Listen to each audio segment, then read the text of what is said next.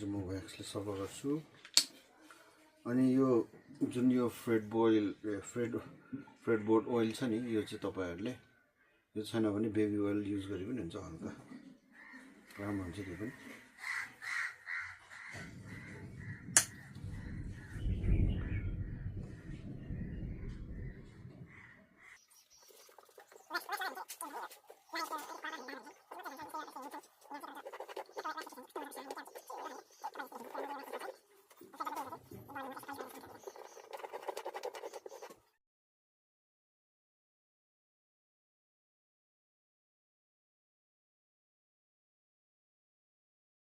wax चाहिँ काठमा एकदम यस्तो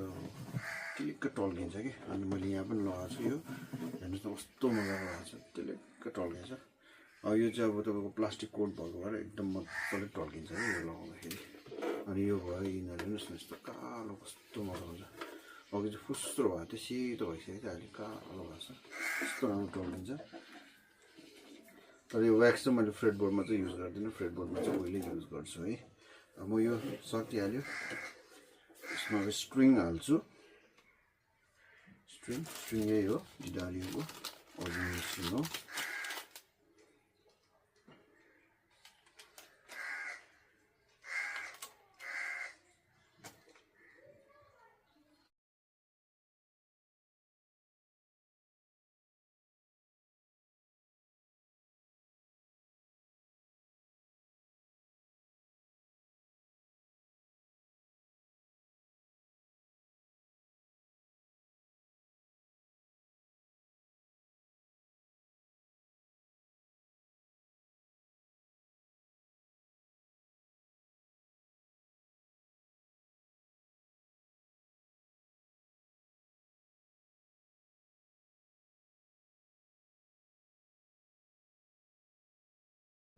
ल अब स्ट्रिङ पनि सबै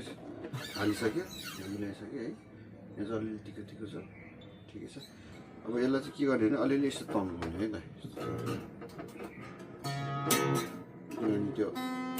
मजाले टाइट भएको हुँदैन नि त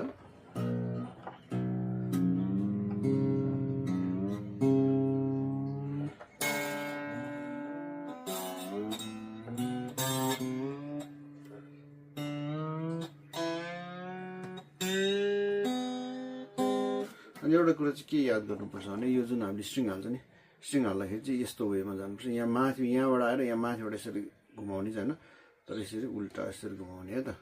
अनि तलको पनि यस्तै भएर यस्तो हुनु चाहिँ यस्तो भने तपाईँलाई मिलाउँदाखेरि पनि सजिलो हुन्छ डाइरेक्सन्सहरू है हामी सेट गर्नेछौँ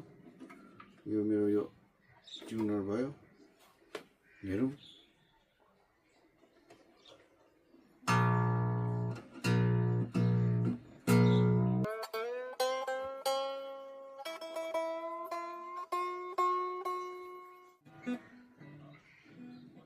स्ट्रिङ तन्किरहन्छ होइन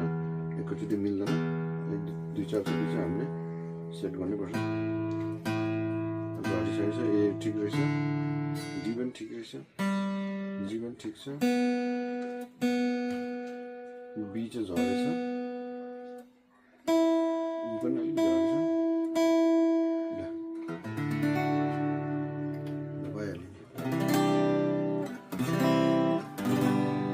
युज भएको कुराहरू फेरि म तपाईँलाई देखाउँछु यो व्याक्स बडीलाई मात्रै मैले गरेको यो टल्किनको लागि मात्रै फ्रेडबोर्डमा युज नगर्ने है यो अनि त्यो पनि यस्तो यो प्लास्टिक कोटेड छ भने मात्रै फेरि वुड छ भने त फेरि खै थाहा भएन फेरि वुड छ भने त बिगार लाग्यो त्यो चाहिँ थाहा भएन म चाहिँ युज गर्छु किनभने प्लास्टिक कोट भयो नि त यो टल्किने भएको भएर अनि फ्रेडमा चाहिँ यो लेमनको ओइल है डिडारियोकै हो अनि मसँग यो स्ट्रिङ ओइल छ तर यो स्ट्रिङ ओइल चाहिँ मलाई राम्रो लागेन म इलेक्ट्रिक पनि छ त्यसमा युज गरेको झन् छिटो खिया लाग्यो लगाएर पुसेर राख्दा पनि खिया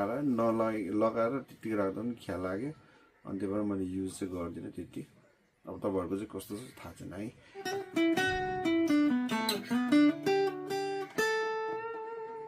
यसको चाहिँ 12 गजको अलिक मोटो भएको कारणले गर्दाखेरि यो ब्यान्डहरू गर्दा चाहिँ फुल ब्यान्डहरू गर्नु चाहिँ अलिक गाह्रो हुन्छ है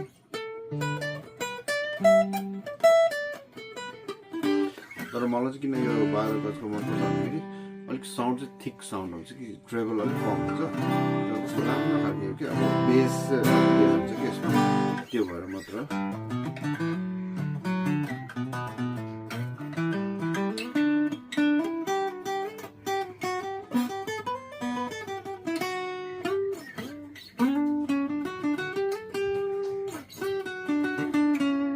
ओके स्ट्रिङ पनि मिल्यो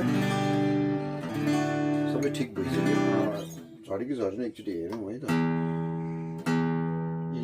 ठिक छ ए पनि ठिक छ डी ठिक छ जी ठिक छ बी ठिक छ ए ल ठिक छ फेरि बेला बेला पनि चेक गरिरहनुपर्छ साउन्ड चाहिँ कस्तो अब यो 12 गजको भएर मलाई चाहिँ त्यो बाटो त्यो बेस साउन्ड आउँछ नि त्यो भएर कस्तो मनपर्छ योभन्दा कम गजको हाल्यो भने चाहिँ ट्रेबल लिएर आउँछ क्या ठ्याङ ठ्याङ गरेर त्योबाट मैले त्यो हालेको है बाक्लो नै हालेको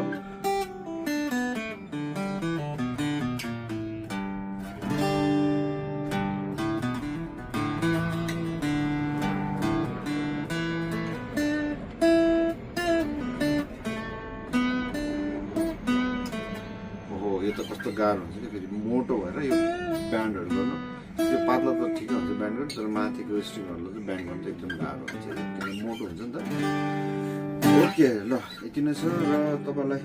जानुभन्दा अगाडि एउटा सानो जानकारी दिन्छु डिडारियोको यो ओरिजिनल स्ट्रिङ र डुप्लिकेट स्ट्रिङमा तर सस्तो र महँगोले छुटाउँछ होइन तर कहिलेकाहीँ चाहिँ हामीले महँगो दाम पैसा तिरेर ओरिजिनलको दाम तिरेर गएर चाहिँ कसैले झुक्काएर डुप्लिकेट भिरायो भने चाहिँ हाम्रो कहाँबाट थाहा हुन्छ भन्ने कुरा चाहिँ म तपाईँलाई एउटा कुरा भन्छु यो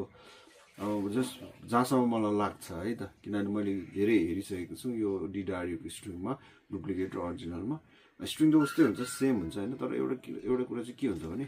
यो जुन तपाईँले यो बट्टा खोलेर भित्र प्लास्टिकमा हुन्छ नि यो प्लास्टिकमा चाहिँ एउटा के हुन्छ तपाईँको यो क्युआर दिएको हुन्छ कि क्युआर कोड है क्युआर दिएको हुन्छ कि क्युआर चाहिँ के को लागि भन्दाखेरि ओरिजिनल स्ट्रिङमा मात्र हुन्छ फेरि तपाईँले डुप्लिकेट 300-400 500 मा किन्दाखेरि 600-700 मा किन्दाखेरि हुँदैन है यो सस्तो खाली भन्दैन महँगोमा मात्र हुन्छ यो क्युआर चाहिँ किन भन्दाखेरि तपाईँको प्ले सर्कल भन्ने हुन्छ होइन यो प्ले सर्कलले चाहिँ तपाईँले अब किन्दै गयो हाल्दै गयो अनि यसलाई रेजिस्टर गरेर यो यसमा नम्बर दिन्छ क्युआर नम्बर हुन्छ होइन यसमा के कोडहरू हुन्छ त्यो गर्दै गएपछि तपाईँलाई पोइन्ट बढ्दै जान्छ अनि पोइन्ट बढ्दाखेरि चाहिँ उनीहरूले गिफ्टहरू दिँदो रहेछ क्या विदेशमा चाहिँ बाहिरतिर चाहिँ है यहाँ चाहिँ थाहा छैन बाहिरतिर चाहिँ गिफ्टहरू दिँदो रहेछ अनि त्यो चाहिँ कति कति पोइन्ट पुग्दाखेरि अब कुनै अब ओरिजिनल स्ट्रिङ्सहरू होइन पिकहरू क्याप हो अब केहरू अब हुन्छ नि गिटारमा भएको चाहिने सामानहरू त्यस्तोहरू दिइरहँदो रहेछ कि उनीहरूले पठाउँदो रहेछ होइन अनि त्यो भएर चाहिँ डुप्लिकेटमा चाहिँ क्युआर हुँदैन ओरिजिनल स्ट्रिङमा चाहिँ हुन्छ है तपाईँले के किन्नुभयो महँगो ओरिजिनल भनेर ल्याउनु भयो खोल्दाखेरि चाहिँ यही छैन भने चाहिँ यो क्युआर छैन भने चाहिँ प्लास्टिक नखोल्नु यो कभर त खोलिसकेको हुन्छ प्लास्टिक नखोल्नु अनि गएर फेरि फिर्ता गर्नु किनभने यो छैन भनेर है अनि त्यसैले यो ओरिजिनल डुप्लिकेट त्योबाट पनि थाहा हुन्छ र अर्को चाहिँ के हो भने तपाईँलाई स्ट्रिङमा कन्फ्युज हुनुभयो भने है कन्फ्युज भन्नाले हाल्दाखेरि फट्ट खोलिहाल्यो स्ट्रिङ चाहिँ ला अब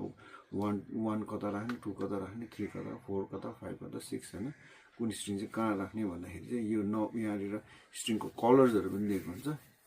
यो कलर्सहरू चाहिँ त्यो अनुसार तपाईँले राख्यो भने ठ्याक्कै स्ट्रिङ पनि हुन्छ है किनभने तपाईँको फर्स्ट सेकेन्डको चाहिँ उस्तै साइज देखिन्छ क्या विशेष गरी फर्स्ट र सेकेन्ड अनि तपाईँको 5th र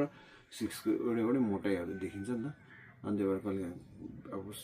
त्यो रोलमा त हुन्छ तर रोल सट्टै खोलेर अब मिक्स भयो भने चाहिँ अलिकति अप्ठ्यारो पर्न सक्छ त्यही भएर यो हेर्ने यहाँ हेरेपछि सबै थाहा भइन्छ कलरै दिएको हुन्छ है यति नै छ तपाईँहरू पनि यो डिडारीको मलाई त राम्रो लाग्छ युज गर्नु होला थ्याङ्क यू